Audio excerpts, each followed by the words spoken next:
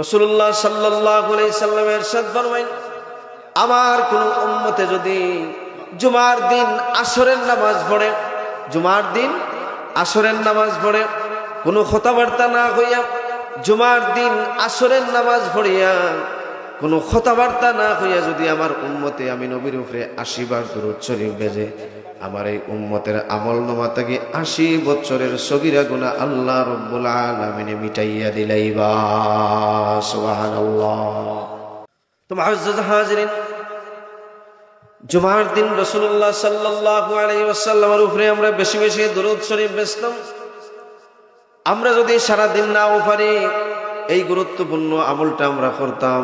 জুমার দিন আসরের নামাজ পড়িয়া নামাতি রাসূলুল্লাহ সাল্লাল্লাহু আলাইহি ওয়াসাল্লামের উপরে 80 বার যদি আমরা দরুদ শরীফ বেচতাম পারি, আল্লাহ রাব্বুল আলামিনের চাইতো 80 বছরের সগীরা গুনাহ আমরা মাফ করিয়া দিলাইবা। সুবহানাল্লাহ।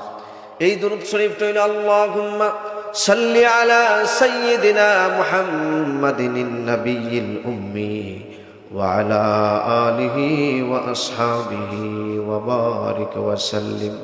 আল্লাহুম্মা সাল্লি আলা সাইয়্যিদিনা মুহাম্মাদিন নাবিয়্যিল উম্মি ওয়া আলা আলিহি ওয়া আসহাবিহি ওয়া বারিক ওয়া সাল্লিম।